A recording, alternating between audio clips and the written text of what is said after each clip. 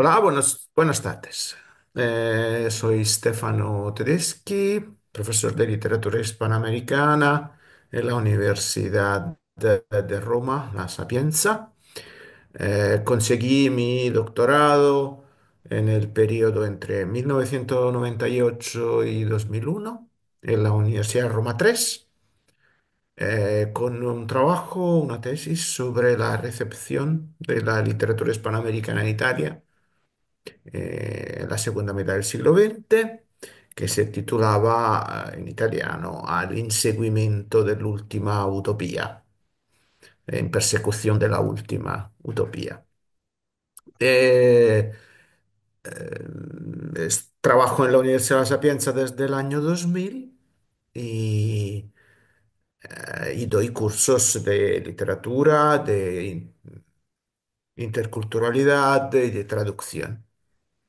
Muchísimas gracias, Estefano, por haber aceptado esta entrevista. Vamos a empezar por una pregunta un poco casi de curiosidad, que es ¿por qué el español? ¿Por qué América Latina?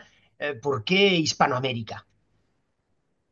Empecé mis estudios universitarios en los años 80, quizás en un momento en que, por varias razones, América Latina estaba saliendo, ¿no?, del periodo de las dictaduras y en algunos países se daban procesos democráticos que parecían alentar una esperanza. Entonces, quizás nace de esta motivación también política. Y después se unió a una pasión personal por la lengua, que se unió también al fin, después en una razón sentimental, pero eh, no, en realidad no hay en mi familia o en mis antepasados emigrantes, por ejemplo, que hay muchos. Sí, No, sí. no hay ninguna relación personal con el mundo de lengua hispana. Y todo nace sí, de una pasión personal. Sí, evidentemente preparar una tesis sobre América Latina en los años 90 hay una implicación política, eso es evidente. ¿Y tu tesis fue un colofón a un proceso tradicional o hubo otros estudios intermediarios o sencillamente fue licenciatura, máster, lo que sería en Francia licenciatura, máster y luego doctorado? ¿Cómo es el proceso en Italia para llegar a un Eh, doctorado? El proceso es este, ¿no? Licenciatura, máster. En mi época en realidad era licenciatura porque la carrera era más larga y directamente doctorado. Es decir, ahora es licenciatura, máster más doctorado. En mi caso, pero entre la licenciatura y el doctorado pasaron casi 10 años en que me dediqué a vivir, como se dice, es decir, a trabajar, Sí, sí, a tener hijos y varias cosas. Y también porque el proceso de acceso al doctorado, entonces y ahora en Italia, es bastante competitivo y sobre todo bastante, ahora quizás menos, pero en ese momento bastante determinado por razones ¿cómo se dice?, de cocina académica, ¿no? De re- favores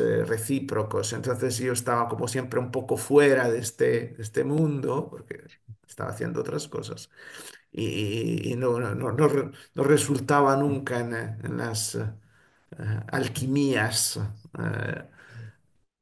universitarias. Tanto que en realidad yo entré en el doctorado en un momento en que por varias razones no había otros candidatos de mi área y entonces había que ocupar este área porque si no la ocupaban porque era un doctorado en estudios americanos. Entonces estábamos juntos doctorandos de área hispanoamericana, brasileña y angloamericana. Y como sabemos, los angloamericanos tienden a ocupar todos los sí, sí, espacios que tienen a su disposición y entonces hay que resistir, entonces como sí, ahora. sí. Y, y entonces yo entré como acto de resistencia a esta. Casi has respondido ya a mi siguiente pregunta, que era si ha habido alguna motivación especial, algún elemento principal, si ha habido una persona o un acontecimiento, un viaje o una lectura que había motivado tu elección. Me ha llamado la atención que el tema, si lo he entendido bien, es muy general. Es muy Sí, general. Hoy se tienden a unas tesis mucho más específicas, mucho más concretas, y la hiciste en 3 años, que es un periodo en tres relativamente años. corto, relativamente Sí, corto. sí. Hoy se tiende a volver a esos 3 años, pero bueno, hay otras tesis que han durado 4, 5, incluso más años. ¿Cómo se gestiona una tesis con un corpus tan grande? Aunque el tema sea la recherche de la utopía, la búsqueda de la utopía, si lo he entendido bien, pero ¿cómo se gestiona un corpus de esa dimensión de medio siglo, si lo he entendido bien? Sí. Eh, entonces, primera cosa, este no era mi proyecto inicial. Ujú. Mi proyecto inicial tenía una... Cuando entré en el doctorado, tenía un proyecto sobre la novela histórica, con algunos autores muy específicos, una mirada sobre todo mexicana sobre este tema. Pero resultó que en el doctorado ya estaba una chica que estaba haciendo una tesis exactamente sobre el mismo tema. Y entonces el director de las tesis del ámbito hispanoamericano me pidió de buscar otra cosa. Y hablando con un profesor que entonces conocía bien personalmente, me sugirió este tema por una razón muy concreta. En realidad, mi tesis es bastante, era, y creo que todavía lo es, bastante innovativa, porque se centra en la recepción de la literatura, pero no solo o no tanto a nivel académico, sino a nivel editorial. Yo entonces, durante mi periodo, durante mucho tiempo, yo trabajé en una librería, que era la librería de mi padre, y trabajé en el mundo editorial en todos sus aspectos. Conocía muchísimas cosas. Y entonces mi tesis nace de esa experiencia. La primera cosa que hice en mi tesis fue montar un archivo de todas las traducciones, sobre todo de obras de narrativa, hechas en Italia de autores hispanoamericanos desde el 1955 hasta el año 90, creo. O sea, ahora no me acuerdo exactamente cuál era la fecha de- de- eh, un archivo que presenté con la tesis entonces era un disco, un CD. Sí, sí, claro, sí, sí, sí.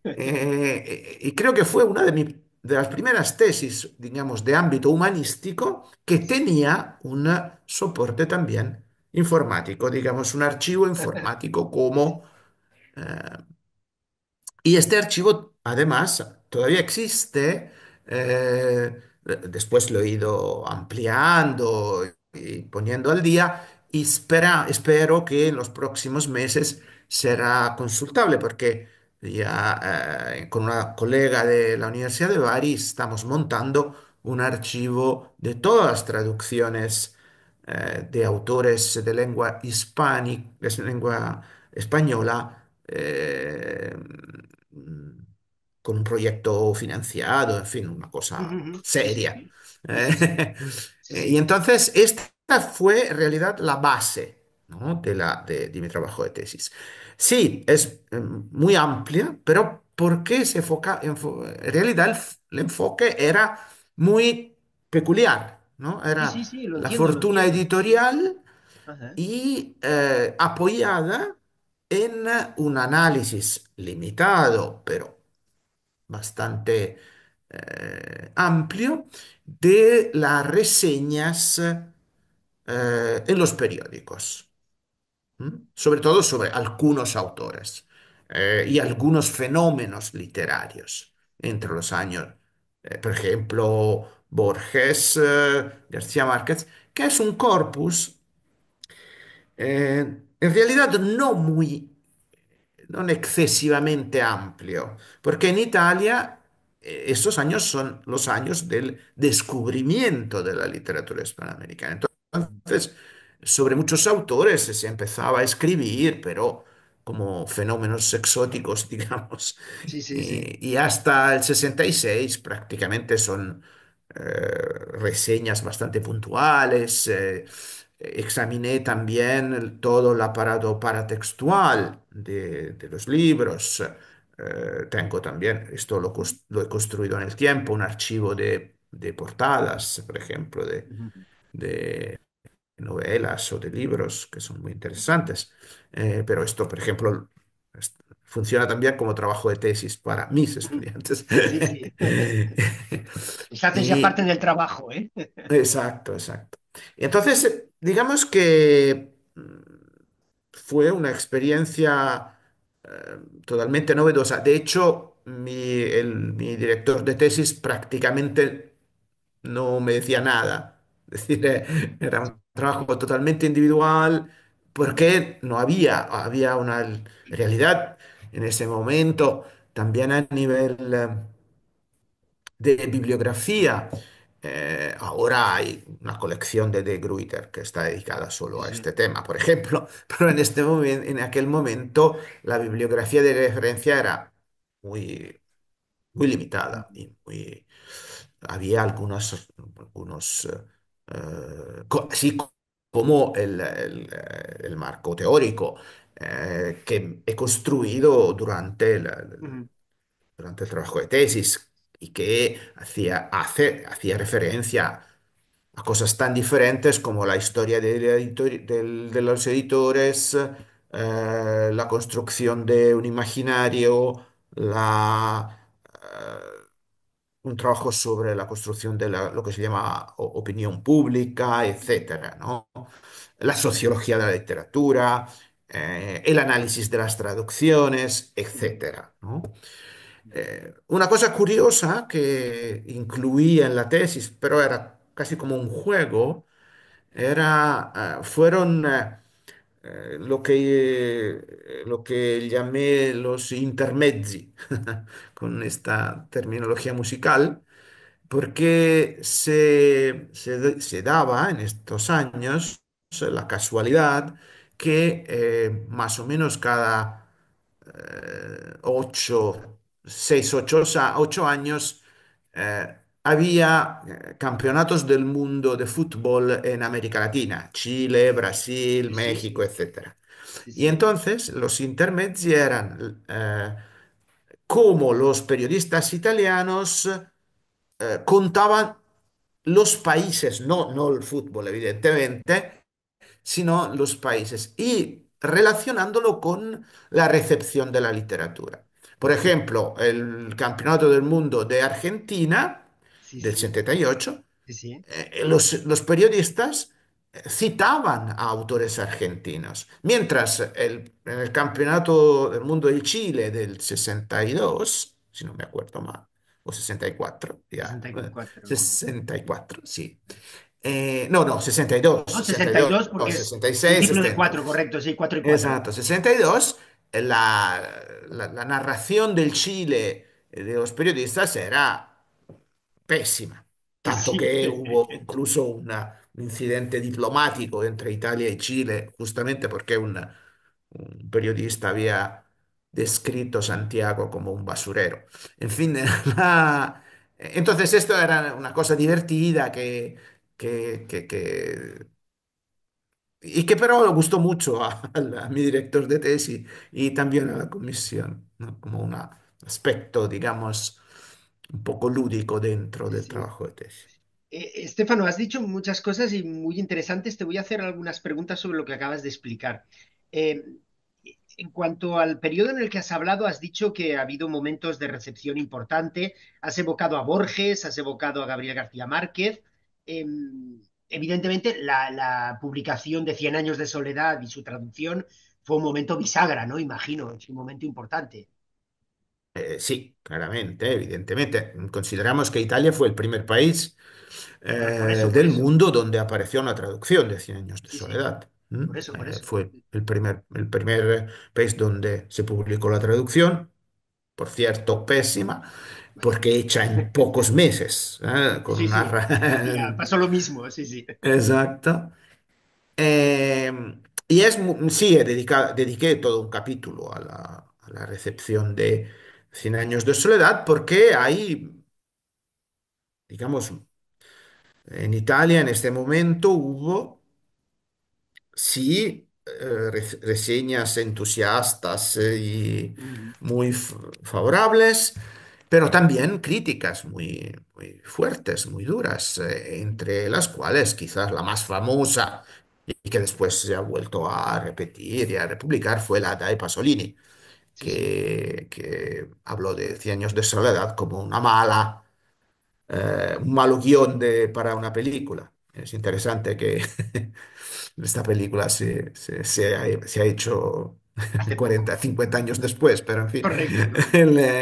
el juicio de Pasolini fue muy, muy duro, pero también hubo uno de una escritora italiana famosa en ese momento que era Anna Banti, y otras. Entonces, la recepción de García Márquez, de alguna manera, es reveladora, ¿no? Con respecto a la relación de la cultura italiana con la literatura hispanoamericana y latinoamericana en general, donde el entusiasmo del descubrimiento siempre, ¿no?, se encuentra con dudas, eh, y esto después desemboca en el silencio que empieza sobre esta literatura a partir del 75, cuando ya un poco Ujú. desaparece el efecto del Sí, sí. boom, y entramos en otra dimensión, en otra situación también por cambios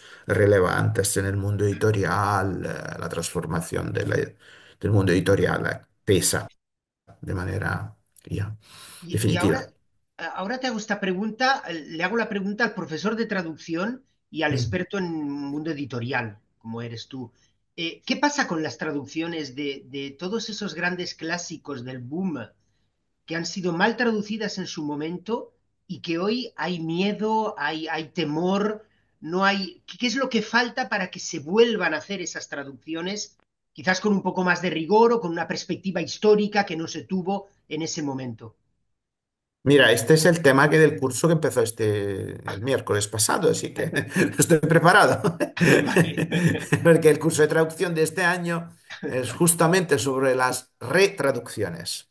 Vale. Porque sí que se están retraduciendo. De hecho, analizaremos con los estudiantes la diferencia entre las traducciones de García Márquez, de Carpentier y de Onetti, por ejemplo, que son tres ejemplos bastante, eh, digamos, evidentes, ¿no?, de las diferencias. Eh, En realidad, la pregunta que me he hecho, porque, claro, como siempre pasa, el filón de la investigación después de la tesis siguió y sigue todavía por muchos años. Y esto me lo pregunté en el momento en que he analizado las tres traducciones que existen en Italia de Paradiso de Lezama Lima, De ¿no? Lezama Lima. La primera era un desastre absoluto, creo que fue una de las traducciones más creativas de Lezama, pero más totalmente llena de errores. La pregunta era, ¿de qué manera estas malas traducciones influyeron Claro, claro. en la lectura, Sí, ¿no?, de estos autores? claro, claro. Al final creo que no. Digamos, el éxito del libro, la difusión, depende solo muy parcialmente de la traducción. Es decir, la traducción de García Márquez del 67, 68 era pésima, pero no impidió que el libro se vendiera por sí, sí, millares de copias. La traducción de Lezama era pésima, pero el libro no se vendió no porque era mala traducción, sino porque la novela es dificilísima, sí, sí, no tenía complicada. espacio, no tenía sitio. Exacto.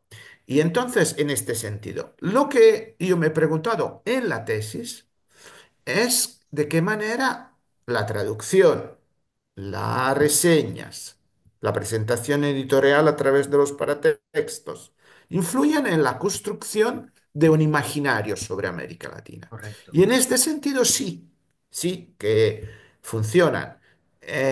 Las traducciones normalmente construyen, añaden al texto como una, ¿cómo se puede decir? Un matiz exótico o exotizante sí, sí, que multiplica un efecto que seguramente en 100 años de soledad ya está, ¿no? sí, Digamos, sí, hay sí, sí, todo una...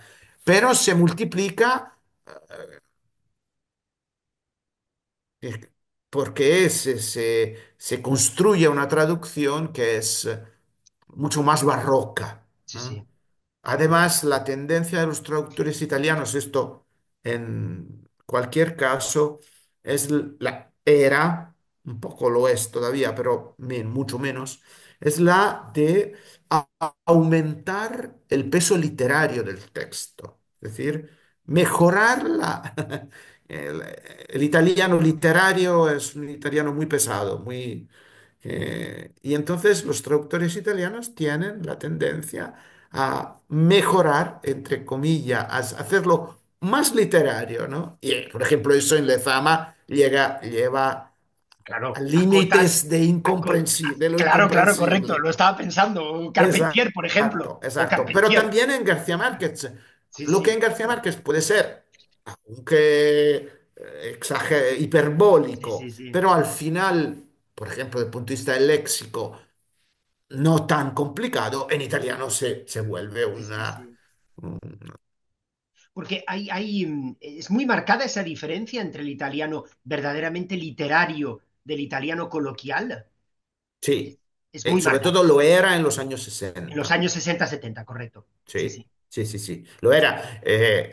Y hay, por ejemplo, una formas de censuras sobre las palabrotas que Sí, dicen sí, sí. los personajes de las novelas, que en italiano no se notan o desaparecen. Eh, Sí, sí, el italiano literario sobre, en fin, volviendo a Pasolini, la escritura de Pasolini fue un escándalo, ¿no? En Sí, ese sí. momento, en su momento, y, por ejemplo, la poesía italiana, la literatura italiana estaba, pero muy lejos de lo coloquialismo que Mm, existía en la literatura a partir de los años 50, es decir, ¿no? mm. Entonces, y que los del boom de alguna manera heredan y utilizan. Las novelas muchas veces aparecen como mucho más trabajadas respecto al original. Y la recepción de los escritores argentinos en Italia fue superior a la de otros países. Lo digo por la relación histórica que siempre ha tenido Italia con Argentina. Al margen del Mm, fútbol, quiero decir, histórica sí, por la sí, emigración, ¿sabes? ¿Sabes a qué me refiero? Imagino, sí, sí, sí. claro, claro. En realidad, en los años 60 no tanto, no tanto. Porque Borges tiene un camino muy peculiar, Sí, sí, casi no se trata como escritor argentino o correcto. latinoamericano. Sí, sí. De hecho, en la contraportada de ficciones, de la primera traducción de ficciones, está escrito que Borges es un escritor anglo-portugués argentino. Es bastante curiosa Sí, como sí, sí, sí, sí. definición.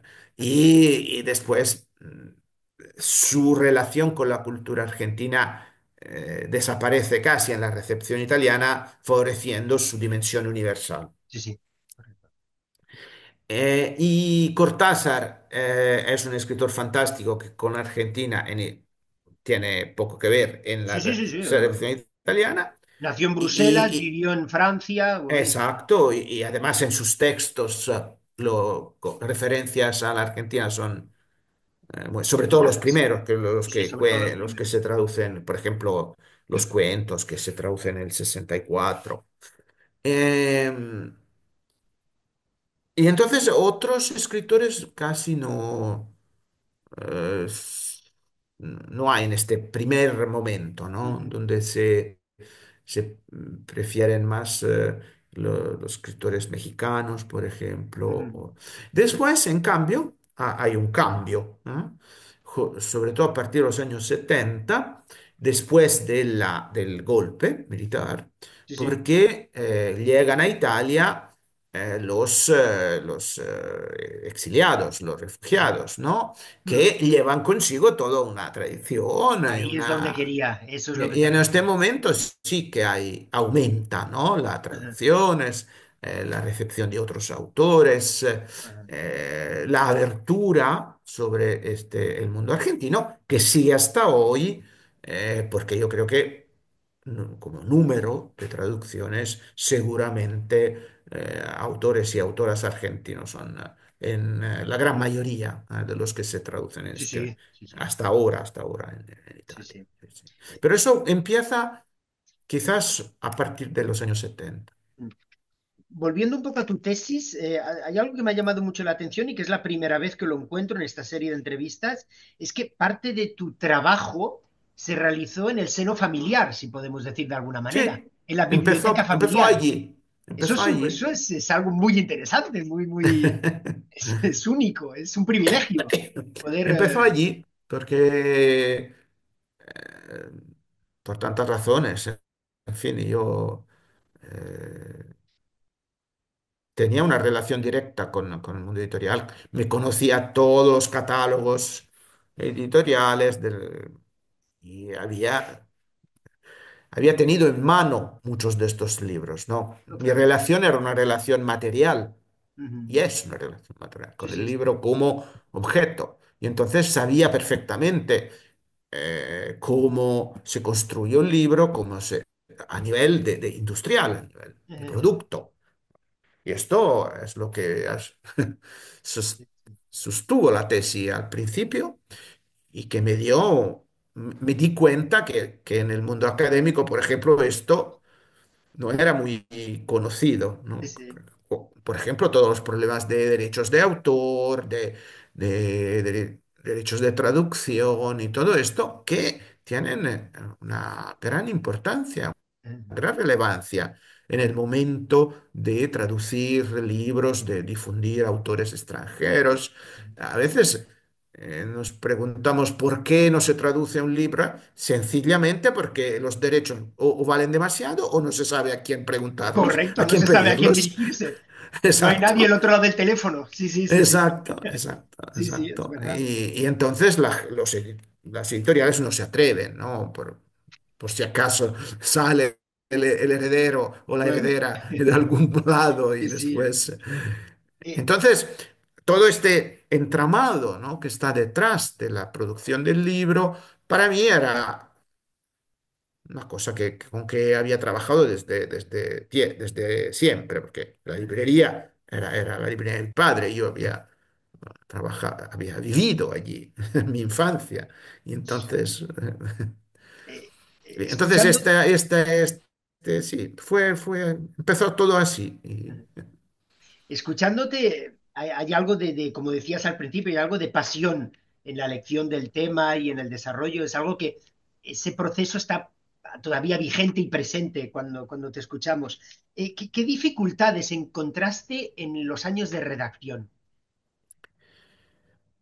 Digamos de tres Sí. tipos. Tres tipos Lo primero, lo que decía antes, me di cuenta que estaba trabajando en un campo donde no podía apoyarme en trabajos anteriores, pero también en personas después encontré, ¿no? Un lado en que podía apoyarme, que eran los, digamos, los que podemos llamar los mediadores editoriales, que estaban, que vivían en ese momento, ¿no? Porque en ese proceso, la figura del mediador, del que pone en contacto el autor, la editorial, el traductor, es fundamental. A veces son los traductores mismos, pero no siempre, ¿no? Y en Italia había unas figuras casi míticas, ¿no? En este campo, pero esto los descubrí bastante, digamos, al final, casi al final del trabajo de tesis. La segunda dificultad fue, digamos, la falta de una bibliografía, la necesidad de construirme un marco teórico que me di cuenta en este caso no existía. Es decir, mi tesis fue muy, muy interdisciplinar en un momento en que la interdisciplinariedad no era al orden del día. Bueno, la tercera dificultad era mucho más práctica. Es decir, yo trabajaba en este momento, nació mi tercer hijo y no dormía por la noche. Y entonces escribí mi tesis normalmente por la noche porque cuando él se despertaba yo me ponía a escribir. Pero esto es una cosa muy particular, muy peculiar y muy personal. Muy particular, muy personal, pero muy importante. Es algo Ah, que sí, sí. vuelve, es algo que está muy presente en todas estas entrevistas, ¿eh? Sí, Y está me bien también imagino. que un hombre lo diga. Está muy bien que venga de ti también, sí, sí. ¿Qué recuerdo guardas del día de la defensa, Estefano? No, esto lo tengo que decir. En Italia, la defensa de la tesis doctoral es un momento de una tristeza sin fin. Pero eso también ahora vamos a discutir una tesis de un doctorando mío en junio. Será lo mismo, porque es paradójico, ¿no? En Italia. La tesis de licenciatura viene toda la familia, todo el mundo. La tesis de máster ya un poco menos. La tesis de doctorado, nadie. Prácticamente estaba mi mujer y mis hijos allí y nadie más.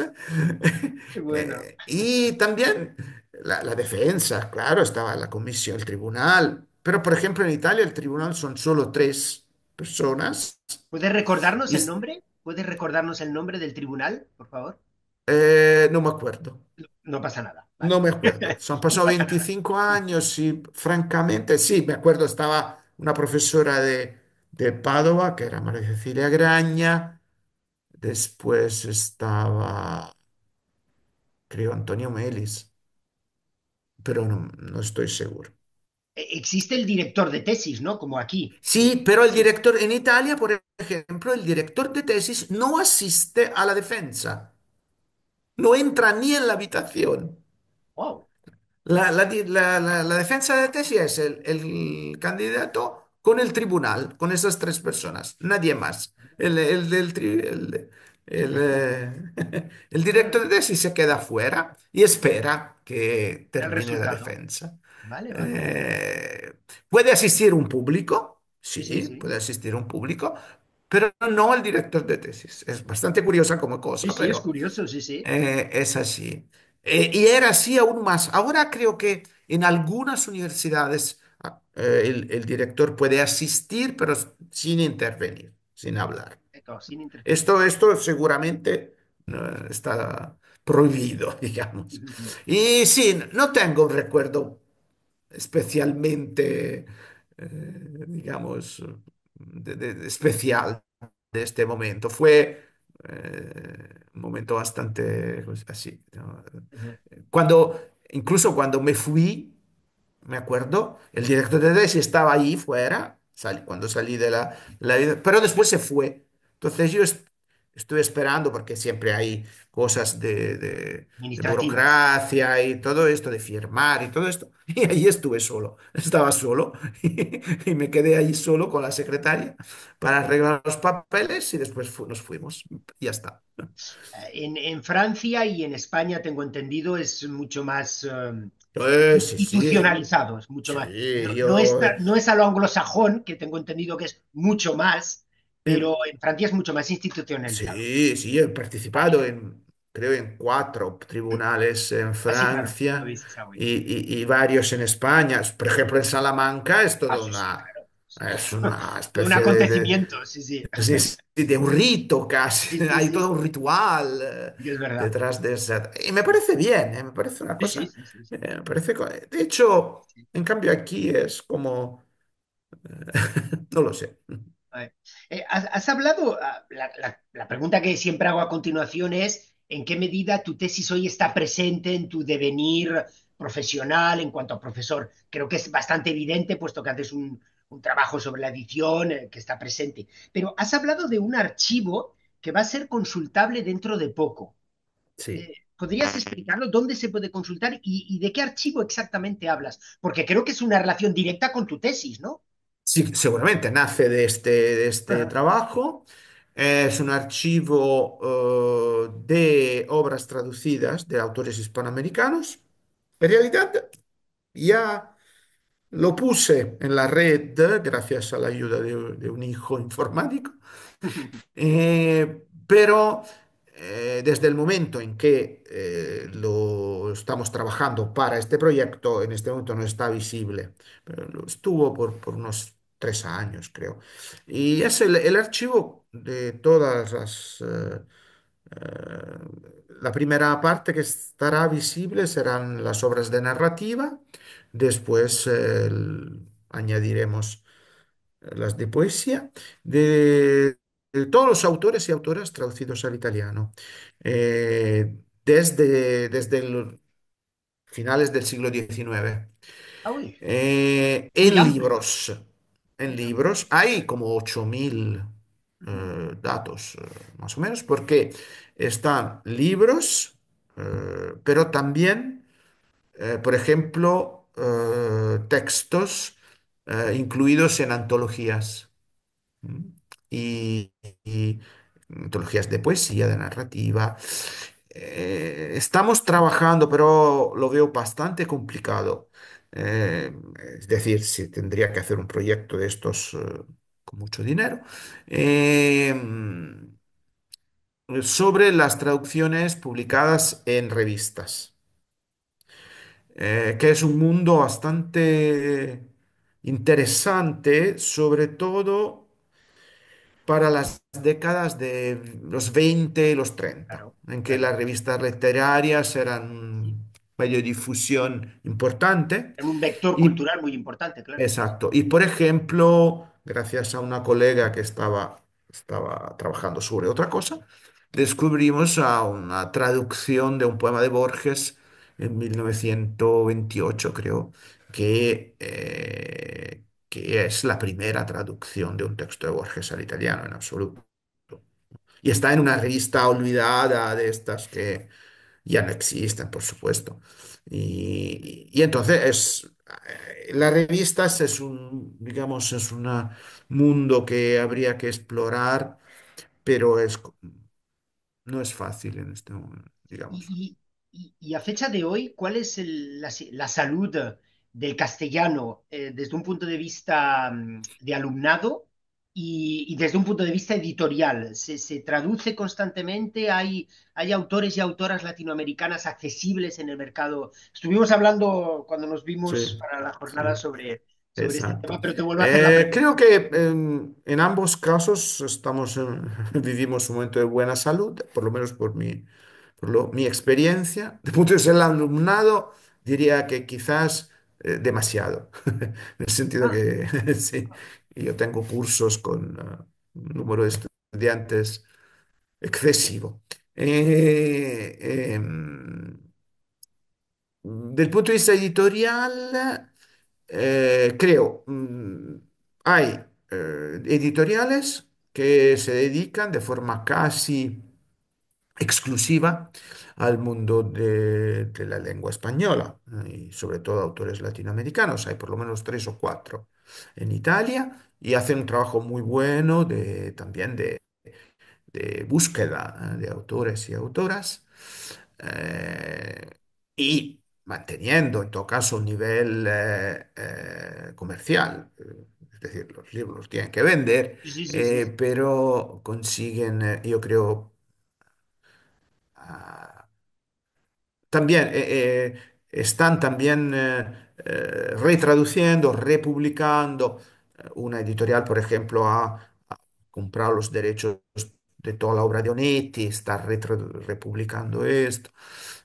Se ha vuelto a publicar, aunque en realidad fue como si fuera la primera, porque la anterior casi no, nadie se dio cuenta.